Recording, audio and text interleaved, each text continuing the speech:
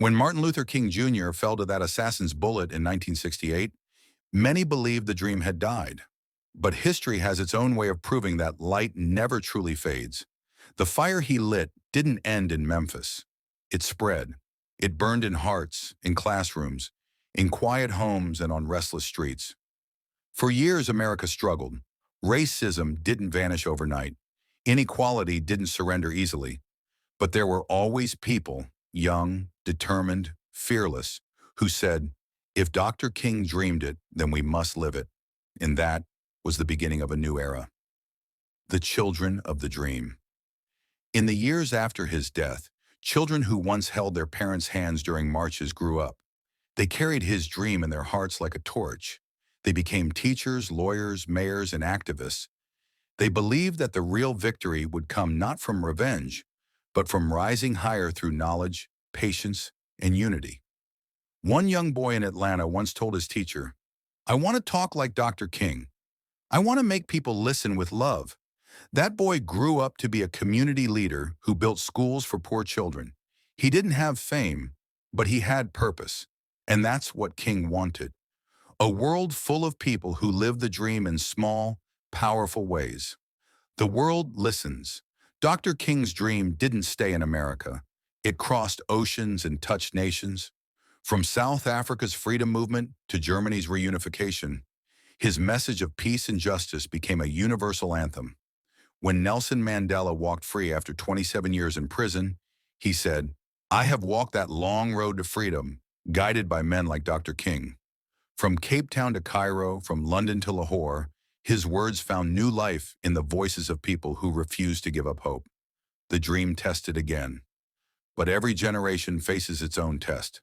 The dream was tested again and again in riots, in discrimination, in hate crimes, and in the silent pain of people still waiting for equality. Many asked, was the dream enough?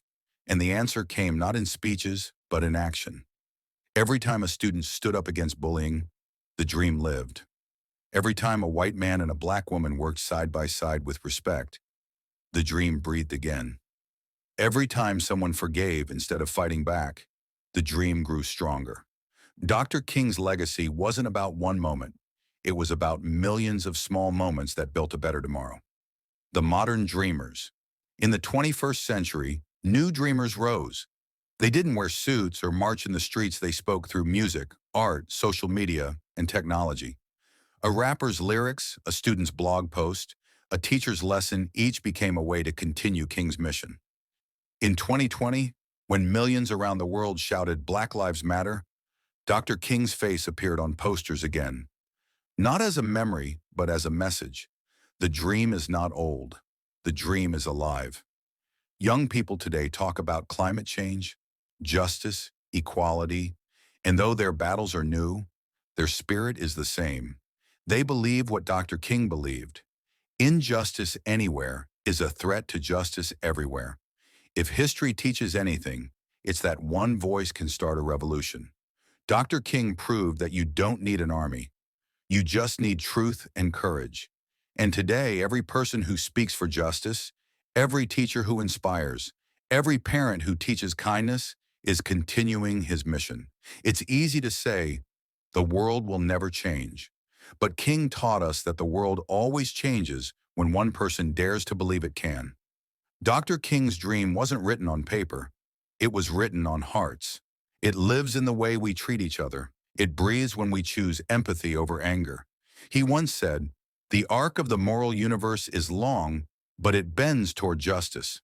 That means even if change takes years, it will come as long as people like you and me keep walking forward.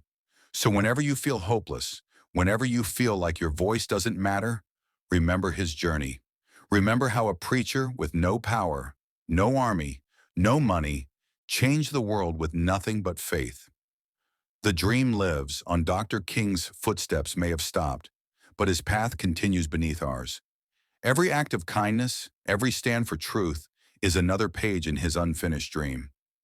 Maybe that's what he wanted, not for us to remember his dream, but to become the dream. Because in the end, it's not about one man's dream, it's about humanity's destiny.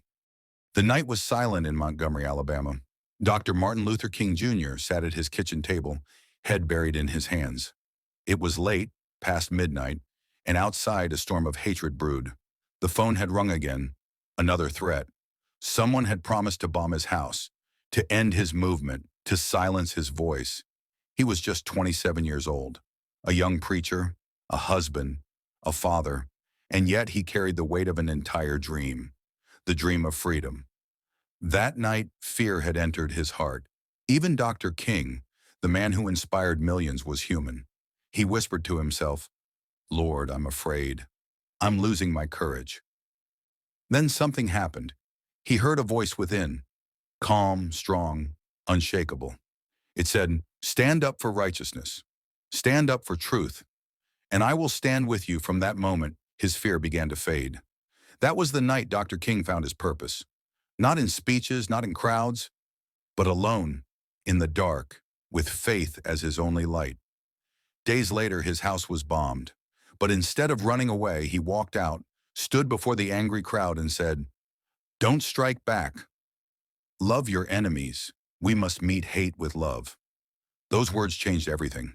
People began to see that his dream was not just about equality. It was about the power of love over hate. Years passed. He marched, he was jailed, he was beaten, but never broken. From Montgomery to Washington, from the jail cell to the steps of the Lincoln Memorial, his voice became the heartbeat of a nation. And when he said, "I have a dream," it wasn't just a speech. It was a prayer wrapped in courage. A promise that one day his children, and all children, would live in a world where character mattered more than color.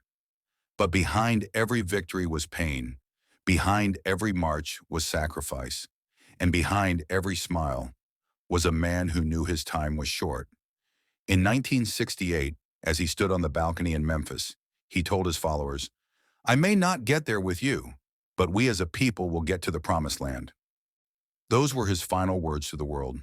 He was gone the next day, but his dream lived on. Dr. King taught the world something timeless, that darkness cannot drive out darkness, only light can do that. That hate cannot drive out hate, only love can do that. And that real courage is not the absence of fear, but standing tall in spite of it. Today, whenever you feel hopeless, whenever the world feels heavy and unfair, remember that kitchen night in Montgomery. Remember the young preacher who was ready to quit until faith whispered, "Stand up for righteousness." Because sometimes the greatest battles are fought not on streets, but inside our hearts.